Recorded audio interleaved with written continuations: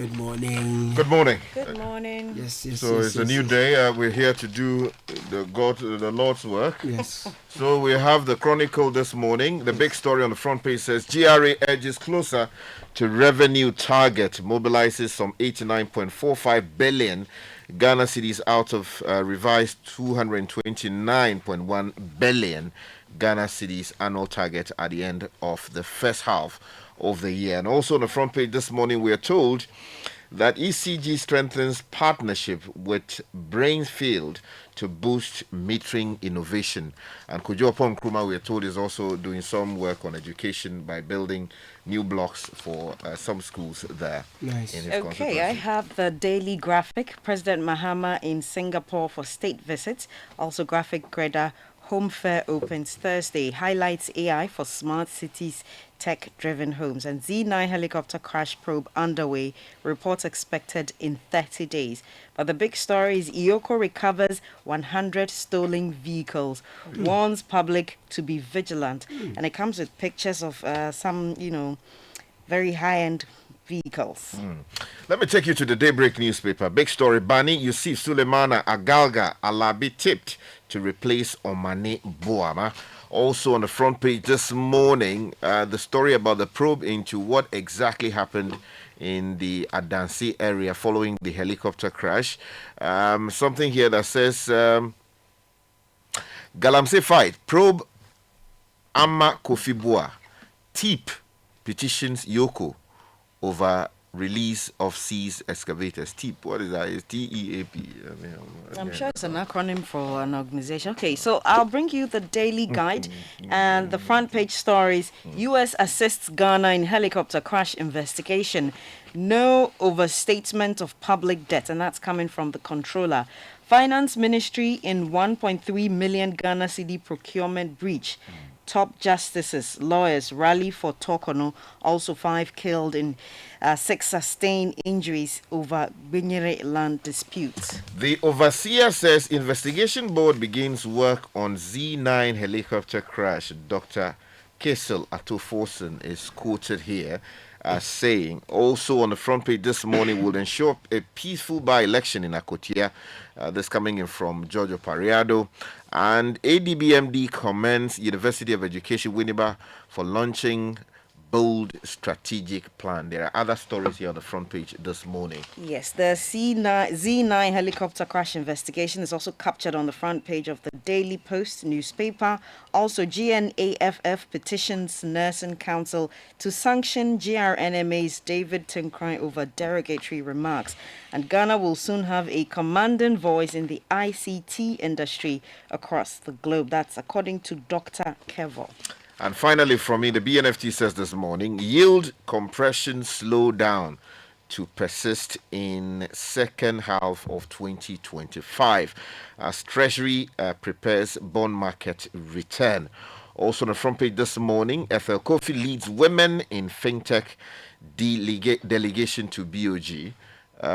Something here that says CSOs want PRMA amendments could obscure oil revenue spending, and a number of other articles making the front page of the BNFT. Great. Let me take you online then very quickly. If you start with ChannelOne car dealers push for nationwide education to stop stolen car trade. Police effective strategy, not numbers, will ensure or will secure 24-hour economy on Akretia's by-election constituency will remain blue. This is Palgrave Boachidankwa. Chinese women exploited in Telegram voyeur rooms urge authorities to act. Digitalization, cybersecurity must shape future of security training. This is Jaina Nopoko Achiman speaking. There are some more stories here. Suspending Galamsey operations regressive, Arocha tells Yamin. Mahama loves Lumbe songs, Julius Deborah tells family. IGP leads security team to Savannah region after deadly land dispute. On the NPP's race, stop exploiting tribal religious divisions for votes. Kofi Tonto slams aspirants. NPP needs a new face, not a failed old brand. This is Kwesi Kwarting, and Pius Hajida says NPP needs honest reflections to regain power. If you go to citynewsroom.com. Health Minister engages police to boost security at public hospitals. APP candidate files suit to halt Akwetia by-election over disqualification. Brian Echampo never campaign on tribe or religion. This is Pius Enam Hajida. If you go to myjournalline.com, there is something on Ghana Singapore trade crossing $215 million. Mahama eyes $1 billion growth. Still with the president, Africa needs fair finance, not charity. Mahama challenges global system. IGP deploys to Savannah region following deadly communal clash. Vehicle Dealers Union dissociates from alleged stolen car sales, pledges support for crackdown. And 24-hour economy takes center stage as Ghana courts global capital. Trump signs orders aimed at ending cashless bill policies. If you go to the High Street Journal this morning, why you may have a job but not be employed in Ghana, a labor economist insight. Volta region banks on 24-hour economy as drop on host 7th Volta trade fair. While government celebrates fiscal discipline, many budgeted items are suffering. IFS exposes the irony. If you go to the BBC, South Korea's charm offensive and other takeaways from Trump meeting, and Botswana declares national public emergency. Korean Air to buy 103 Boeing jets as Trump pressures trading partners. And on CNN this morning, Trump says he has fired federal governor Lisa Cook. She says she will continue to carry out her duties, and Israel strikes a Gaza hospital, killing at least 20 people, including 5 journalists. Very unfortunate development there. Okay, let's take you to the story about Yoko. Yes, let me take you to the Daily Graphic, and the story reads: the Economic and Organized Crime Office (EOCO) has recovered over 100 stolen luxury vehicles shipped under dubious means from foreign countries into the country or into Ghana. The anti-graft body is investigating about 300 cases of suspected stolen vehicles in collaboration with Interpol, the Federal Bureau of Investigations (FBI), and the Royal Canadian Mounted Police (RCMP). Speaking in an exclusive interview with the Daily Graphic, the head of legal and prosecutions at EOCO, Leo Anthony Siama, warned the public to be extra vigilant when buying vehicles, especially high-end ones, in order not to become accomplices in criminal enterprises. However, despite EOCO's increased efforts to recover stolen vehicles and combat such menace, he urged the public to scrutinize anyone or group of persons claiming to be from EOCO assigned to recover vehicles. Some unscrupulous persons are posing as officials from EOCO and seizing vehicles. The public must verify the identity of such persons before cooperating with them. And just a quick one, he added that he debunked any assertion that EOCO's investigations into the vehicles were arbitrary and amounted to victimization. Okay, now car dealers are pushing for nationwide education to stop stolen car trade. The Vehicle and Asset Dealers Union of Ghana, VADOG, has called for nationwide public education and stronger interagency collaboration to curb the import and sale of stolen vehicles in the country. The appeal follows growing reports of stolen cars being trafficked into Ghana, raising concerns about the integrity of the second-hand automobile industry and the country's global image. The issue has come into sharp focus after dancehall artists, we know this background already, so they are calling for more public education. They've dissociated themselves from such nefarious activities of those who engage in the trade of stolen vehicles. Okay, talking about investigations, let me take you to page 3 of the Daybreak newspaper. Z9 crash. The United States Armed Forces, we are told, are joining the chopper crash investigations. The Ministry of Defense has announced the official commencement of investigations into the recent Ghana Air Force Z9 helicopter crash with support from the United States Air Force.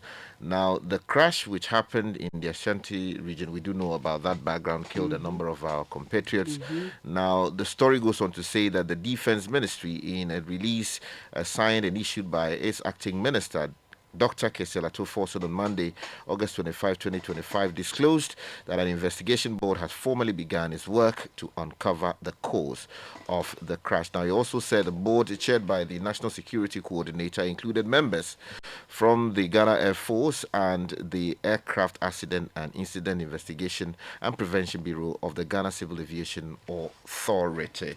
I'm staying with the Daily Graphic, and 6 killed, 18 injured in Binyere land dispute, women, children displaced. And it reads, the death toll in the land dispute at Binyere, a farming community in Sola Tuna Kalba district in the Savannah region, has risen to 6. 5 people were killed in the early hours last Sunday, while another person was shot dead on Monday morning. Also, 12 more people have sustained various degrees of injuries, bringing the total number of injured persons initially 6 to 18, with some said to be in critical condition. Last Sunday's incident was reportedly triggered by a disagreement over a parcel of land. Following the disturbance, a number of residents, particularly women and children, have been displaced, while properties have been destroyed. Confirming the incident, the district chief executive for Sola Tuna Kalba, Sinkin Asaka, said the violence erupted after the chief of the community sold a piece of land to a private developer, but some community members resisted the developer's attempt to access it. A story closely connected to that is that the IGP, Christian Teteyonu, has led a high-level security delegation to the Savannah region in response to the recent communal clashes that left several people dead. According to the Ghana Police Service, the team from the National Police Headquarters will engage chiefs, opinion leaders, community representatives to discuss measures aimed at restoring peace in the communities you just read. Okay, so let me take you back to the Daybreak newspaper, because there's a troubling story on page 7 of the newspaper, Jihadist attack near Ghana border.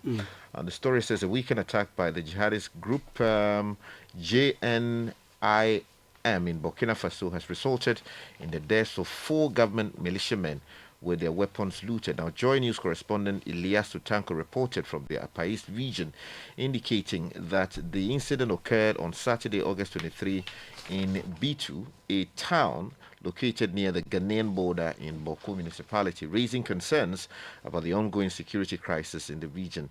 Now, the victims were members of the Volunteers for Protection of the Fatherland, a civilian auxiliary force created by the Burkinabe government to assist its regular army in the fight against persistent and deadly insurgency. In this particular situation in the north of the country, we need to do something about it, because it looks like we are not safe after all.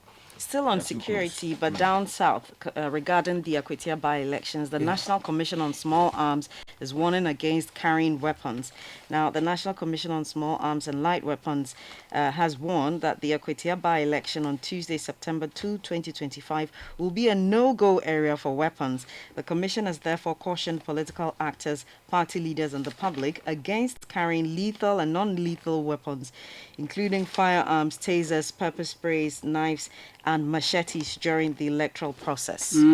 We'll stay with security and we'll come back to Akwetia, but the health minister is engaging the police to boost security at public hospitals following the recent spat we saw at the Greater Accra Regional Hospital. So Minister of Health Kwabena Mintah Kando has revealed that his ministry is in talks with the Ghana Police Service to provide security at public health facilities across the country. A decision follows an alleged attack on health workers at the Greater Accra Regional Hospital by a group led by activist Ralph St.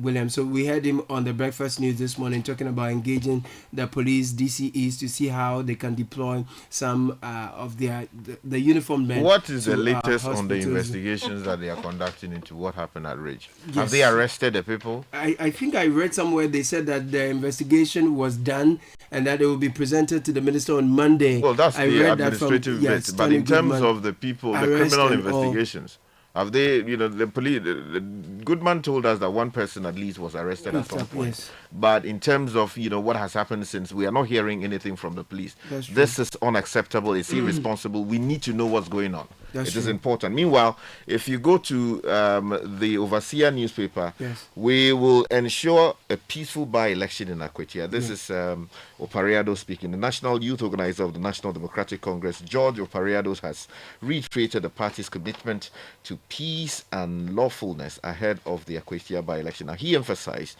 that the NDC is a law-abiding party that will not tolerate or engage in acts capable of destabilizing the country. Now, it's also important. What has happened to the guys who committed the violence we saw in the Ablekuma Bekuma.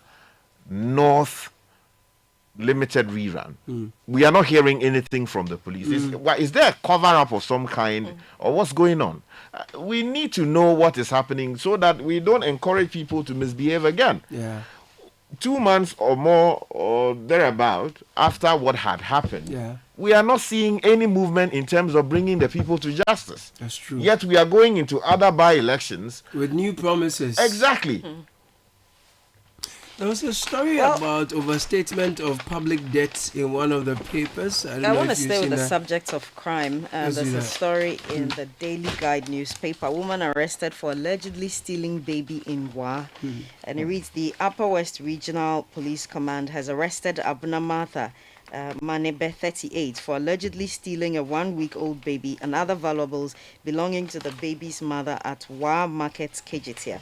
A statement signed by the Upper West Regional Police Commander, DCOP Dakonfe Lomote, said on August 1, 2025, the complainant, Miss Kofi Muinbele, delivered a baby boy at the Wa Regional Hospital, where the suspect was acting as caretaker for another patient. According to him, the suspect, under the guise of a caretaker, deceitfully lured the complainant to purchase baby diapers in the Wa Market and took advantage of the situation to abscond with the infant and her handbag containing mobile phone, cash, and other personal effects. Well, still staying with matters having to do with alleged crime, if you go to page 3 of the Chronicle, suspected soldier kidnapper detained by the military on the orders of a court.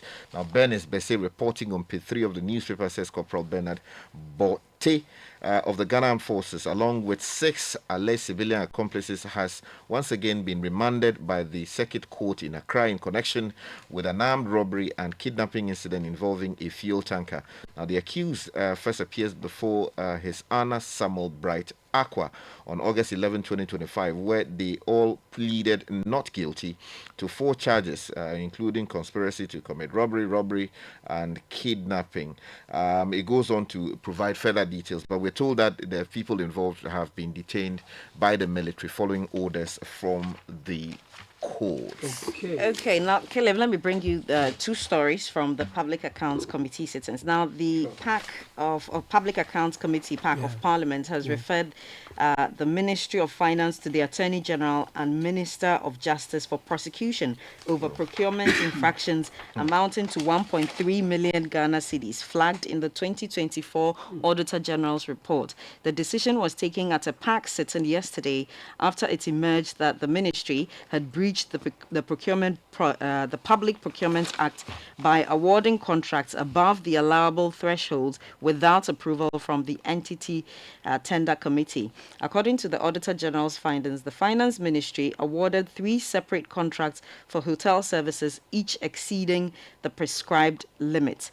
The contracts included a conference workshop for the preparation of the 2024 budget implementation instructions at some 145,000 Ghana cedis, a residential and conference package for the annual budget divisional staff retreat at some amount a little over 956,000, and it goes on listing the amounts and the activities they were used for. I'll stay with the PAC sitting because the Controller and Accountant General Kwesi Ejay has dismissed claims that the public debt was overstated by 138 million Ghana cedis, insisting that recent reconciliations with the Auditor General confirm the figures in the government's financial statement and those remain accurate. We'll get some more details from the Auditor General subsequently because it's an interesting development here. Can I do a quick one on WAEC?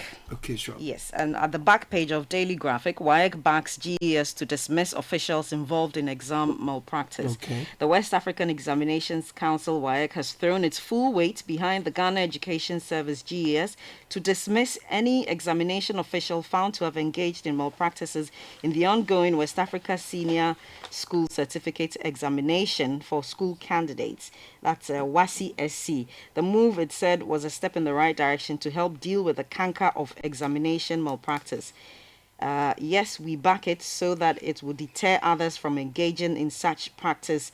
That's according to the head of national office at WAEC, Dr. Rosemond Wilson. Just to quickly mention that we're told that Ghana is preparing to pass a bill to regulate cryptocurrency, and that by September of this year, the Bank of Ghana will send a legislative framework to Parliament for consideration. You find that story on page 5 of the BNFT. I've been calling for this for some time now, and I think it's the right direction. Good one there. It's a good place to end the news review. Thank you, ladies and gentlemen.